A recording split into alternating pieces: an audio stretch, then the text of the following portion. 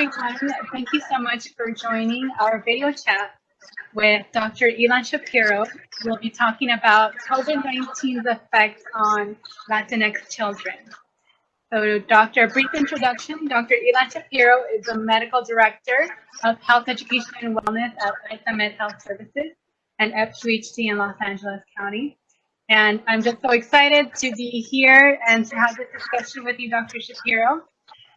So without further ado, I think we can just go ahead and jump right into it. Dr. Shapiro, what is happening with COVID-19 and Latino children?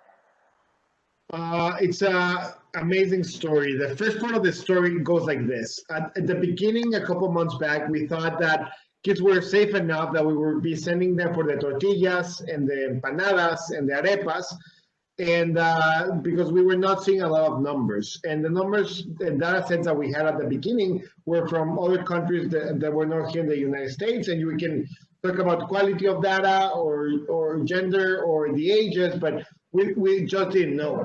When we started actually shifting to the US and the European data sets, we started noticing trends that, kids were getting sick. And not only sick, but we were having weird things that we didn't see before, especially with kids that were having, the Kawasaki-like syndrome and other amazing weird things that were happening. And suddenly, pregnant women, because we needed to start with the beginning. Pregnant women at the beginning were valuable as, very, very sensitive to this.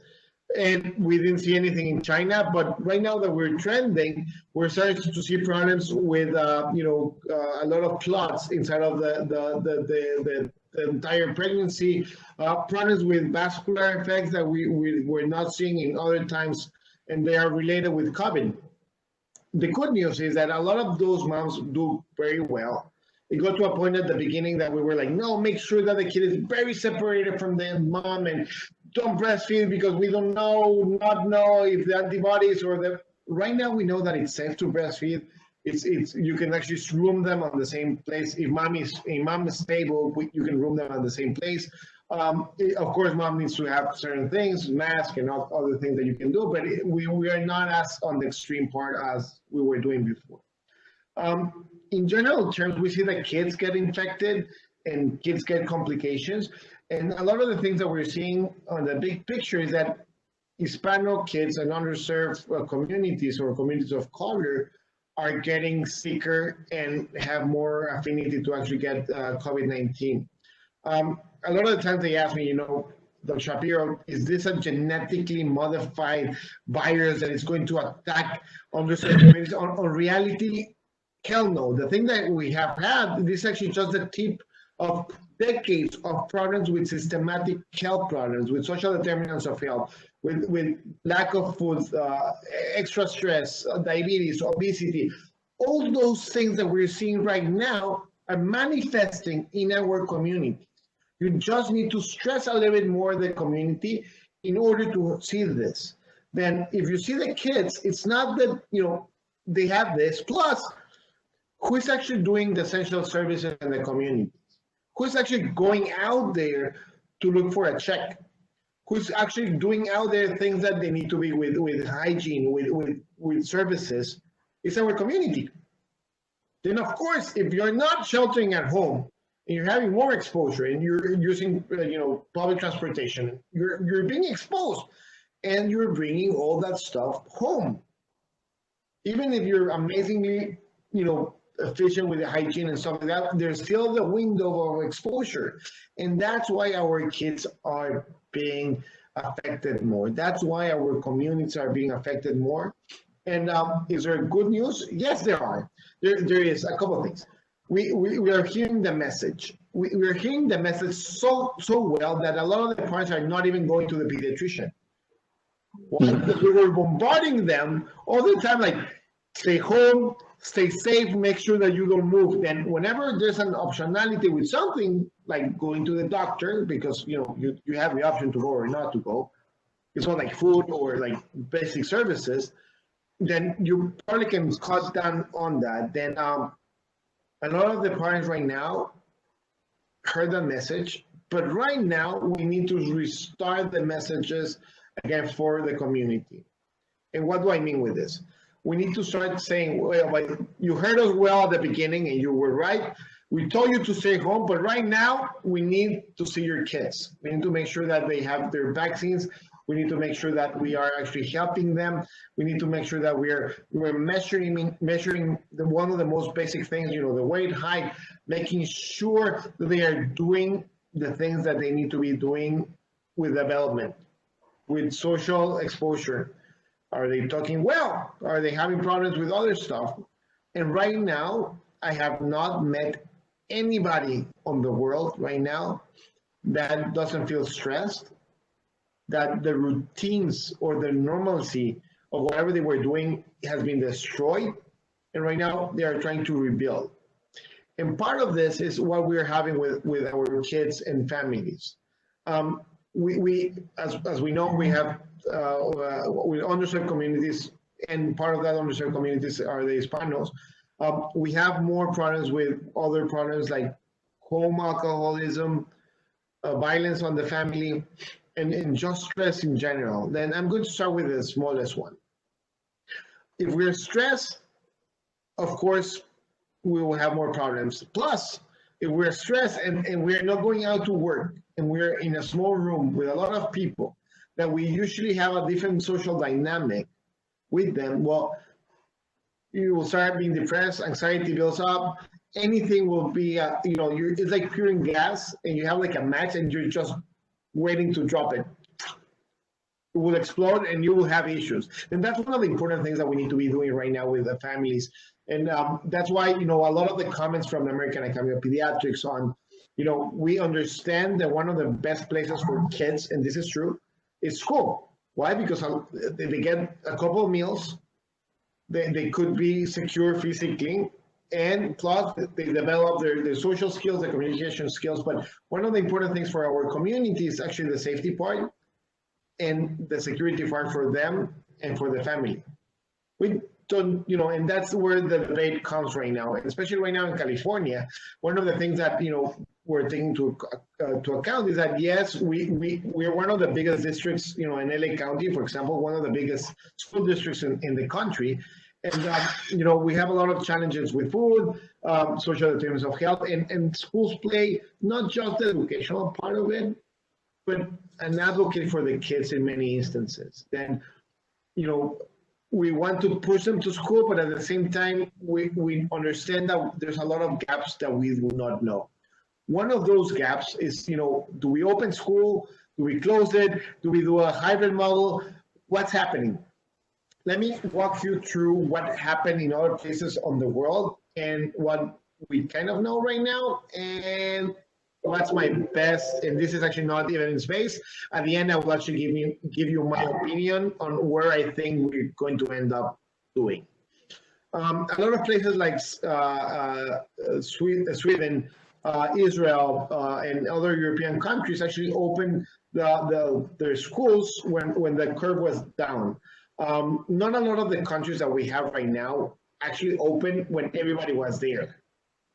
Then the data sets that we have right now are too small to actually have like a feeling that we're doing the correct thing on closing or opening schools.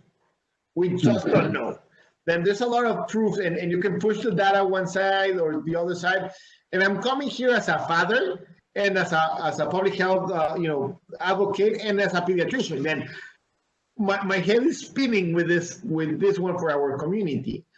We know that, for example, in Israel, when they opened and they started having more cases, they had actually bad cases, and they had other school members and teachers get sick. In Sweden, that was not the case. They had community-acquired COVID-19, but there was not a lot of transmission inside of schools. On the other hand, a lot of the data that we have, we know right now that kids can have higher quantity of viruses inside of them when they are sick or they are asymptomatic compared to adults. The good news is that we do not know if that means that kids are more infected. Are they better vectors than adults? We just don't know that part. It seems that it's just like something that they found out, and we do not know what to do with that information. On reality, if they ask you, are kids getting compared to adults in other ages and stuff, are they getting more side effects from COVID-19? On reality, no. That's the good news. A lot of people are like trying to figure out why. One of the things is that they're thinking that their immunization, the way that they handle infections is not as evolved or exaggerated as adult ones. And when they get the infection, the body actually fights it and destroys it instead of mounting what we're seeing as one of the biggest problems when we're getting to a complicated state with COVID, that it's actually, I have a huge question here. Jasmine, I will ask you if you can monitor my questions, and that way you tell me the question and move me around. Sure. If you want, do you want me to read the questions as we go through it, or at the end? Let me finish with that one, and we can attack the question. Then we with the kids, we have all this, things around them that, yes, they get sick less often. They're, less symptomatic than adults, and we need to be careful anyway with them because we have other weird stuff that we just don't know. For example, we do not know what's the long-term effect of women that actually were pregnant and had COVID during pregnancy. We do not know if this is going to be like a rubella-like or a cytomegalovirus virus that on the long term or short term there will be neurological damage or hearing damage. It's too early to know. Then we need to be careful because it's a lifetime of problems that we can actually give to the kid. Other things that we do not know is that like the why we're seeing more Kawasaki-like illnesses. Why are certain kids having that type of problems that we saw in New York, in California, and other places here in the U.S.? We just don't know.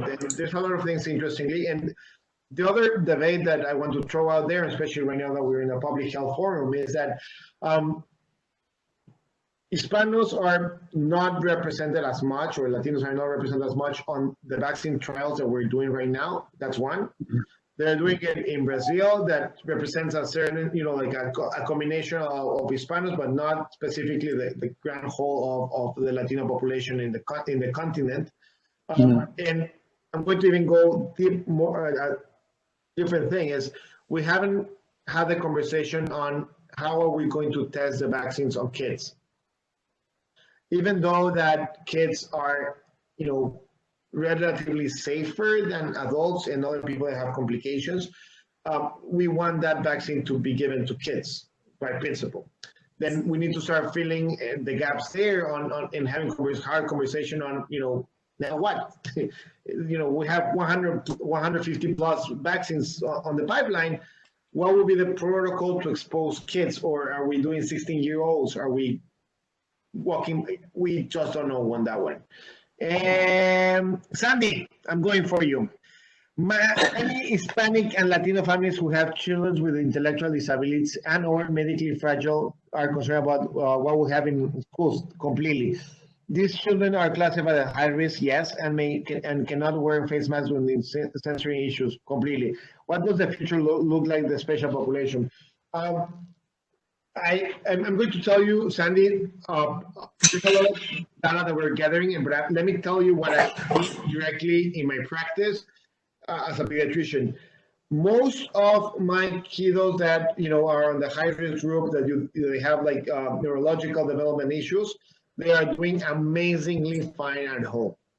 A lot of them even better on the behavioral part, on the way that mom reports symptoms, hyperactivity, anxiety, depression, and they are doing better. I have a couple of cases that they need that, and especially the population that needs more effort and more teachers, more services. They're having issues at home, but most of the kiddos are doing fine. I have a couple of kids that have autism, and mom reports that the kid is doing better.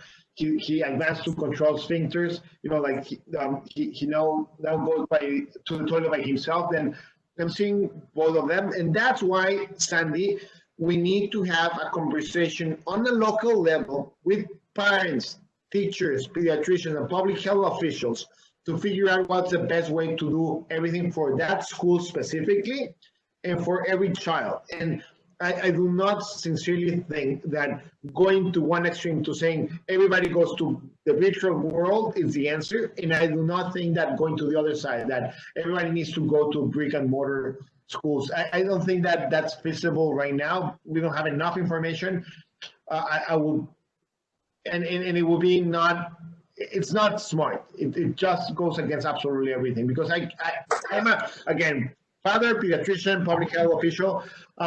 I'm afraid of actually committing to one of those options. And right now, especially, even though that we want to open the schools and start schools in August, and trust me, my wife actually wants my kids to go to school. She would love to see them there. But we need to make it a smart way, in a way that will protect everybody, because it's not just the kids. The kids will do fine. It's the teachers and everybody else, because 1/3 of teachers are actually on the high risk group. They cannot be there. They, if they get it, they have higher risk of complication. Then I don't think that it will be. I hope that, Sandy. I hope that one. Yeah. So we had a couple of questions. Thank you for answering that one that people submitted ahead of time. So let me go ahead and just read some of them. So they're similar. So we had one from Andrea from UC Berkeley and from Pietro from the Latino Caucus. Basically, what are some extra measures that Latino parents can take as kids return to school? One of them is start talking about masks. Make sure that your kids understand the importance of masks, because we are having all these debates regarding masks. And one of the examples that and people are in reality, we're not used to it. It's unnatural, especially here in this part of the continent. We see masks and we still think about hospitals, sick people, and people dying. And that's normal, and that's the way. It's not like Asia that are kind of used to it. They use it for preventive measures. We do it a different way. And make sure that you, as a father or a mother or a family member, give the example. And I'm going to tell you a couple of other unnatural things that we have done with our kids that give you a context. This thing that is called clothes is completely unnatural, and we actually put clothes on our kids, right? It's something that from childhood, we're doing that. And then, of course, I'm being a little bit sarcastic on that one, but the point is that we can train our kids to do a lot of amazing things. And one of the things that they need to learn right now is to protect themselves with a mask. And of course, kids that are less than 2 years of age, we are not recommending them to actually have one. Above 2 years of age, you can actually, they will feel uncomfortable at the beginning. Then a couple of tips: make sure that you play with your kids with their favorite toy, and you put the mask in and out, in and out, in and out, in and out, and they will get used to it. Then the other one is actually, there's a lot of ones that you can actually bedazzle. Put the name of your kid on their mask, or like, do you want a shiny object, or let's put the Pokemon thingy there, and make it a little bit more of their choice. Other things, it's very important to explain regarding the social distancing. It's going to be practically impossible. I know, going to school, part of it is doing stuff, but make sure that at least they have the principal thing of what social distancing, and make sure that they understand the importance of washing their hands with water and soap. And those three things are the important and basic ones. Great, thank you. We have another question from Tanya Pacheco. We know that uncontrolled diabetes is having a negative impact on outcomes for COVID positive people. How are children with diabetes faring? Are they also at higher risk? The kiddos that we usually have as a majority are type 1, then they are already per definition immunocompromised, because they already are fighting this antibody thing. We haven't seen that many problems, and the same thing with neurologically neurological diseases in kiddos. We haven't seen a lot of things. We're seeing more. There will be cases coming from like chronic headaches, chronic myalgias in adults, but not a lot of things in kids. Then at least right now, we're not seeing anything bad coming on for kids. Great, thank you. We had a couple questions sent earlier from Nicole at JSI and Christina from All About Children.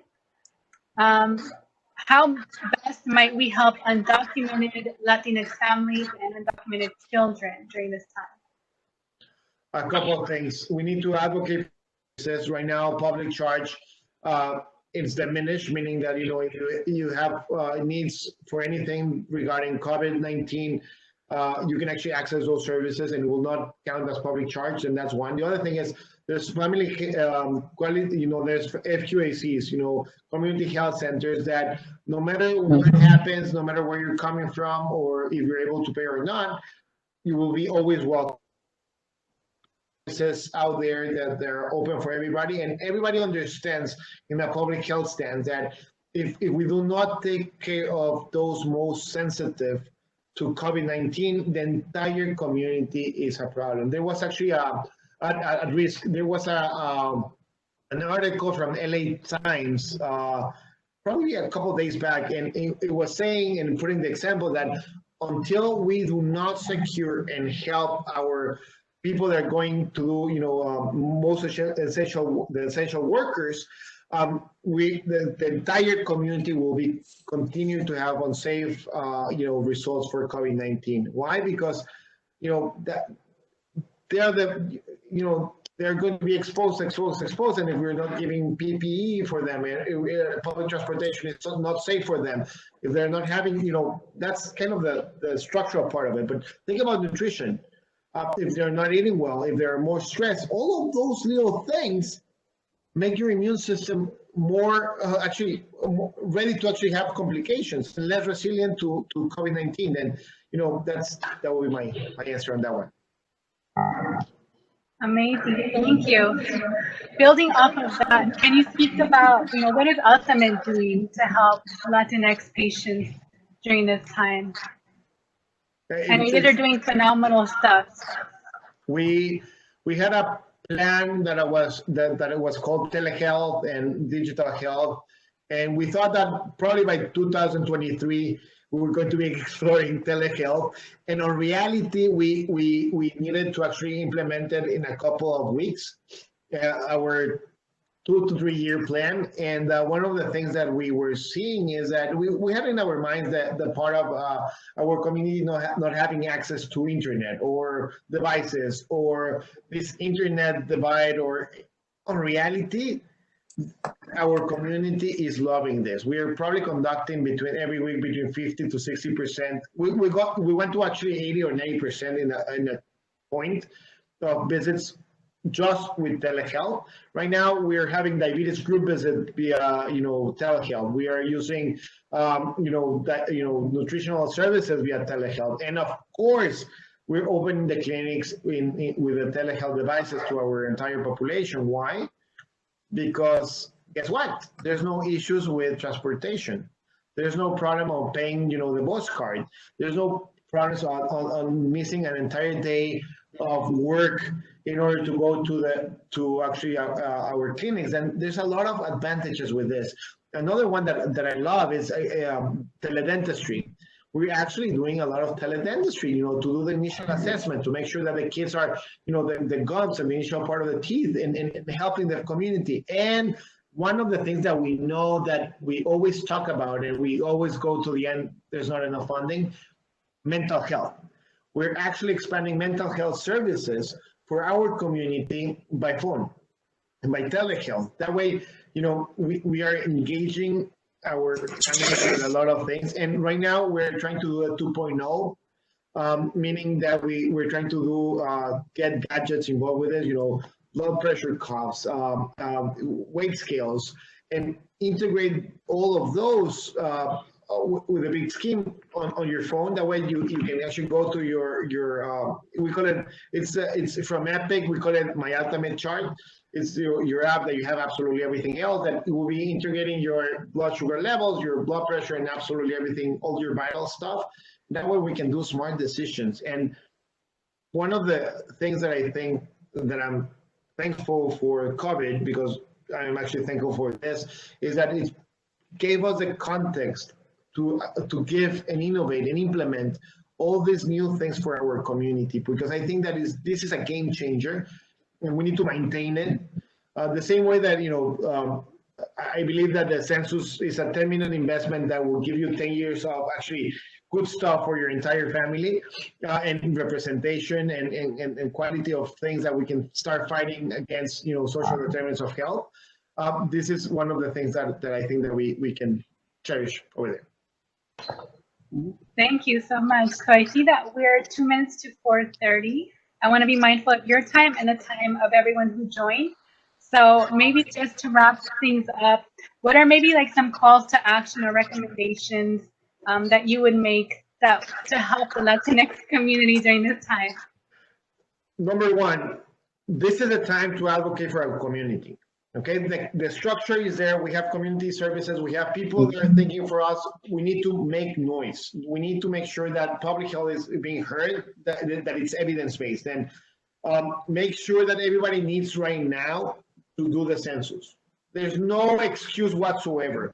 Us as public health advisors and leaders, we are the trusted voice of our community. Then they need to invest 10 minutes for 10 years of advancement for our community. Then there's no excuse on that one. The second one is that we already know what's the damage of one pandemic and the horrible outcomes that we're having with our community, and will take years to recover.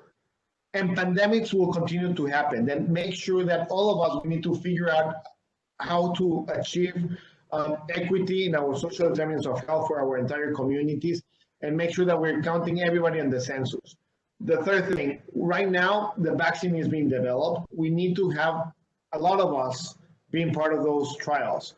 Why? Because, we have seen this with African Americans with the blood pressure medication that, depending on what's your ethnicity, there's things that work for you and things that don't work for you. We need to be represented. There is no excuse. And we need to be invited to. It's not that yes, but we need to be invited.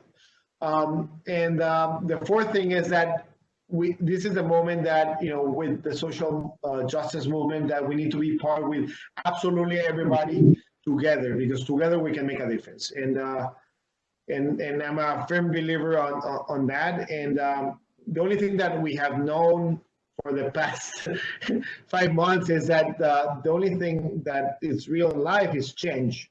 Then we need to be an active participant of change every time.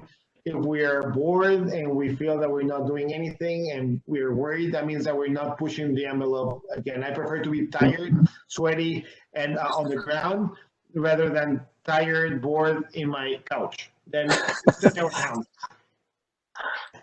Absolutely. Thank you so much, Dr. Shapiro. I really appreciate your time. Thank you to everyone who joined, and for those of you who submitted questions. It was a really rich dialogue. Thanks for your participation. So this is not the last of these video chats. We're going to be having more as part of the Latino Caucus of APHA. So stay tuned. There are some quick questions that we didn't get a chance to get to, but I'll be sending an email afterwards to all participants with any links and resources that we mentioned and addressing some of your questions. Thank you again, Dr. Shapiro. I really appreciate it. Thank you. Bye.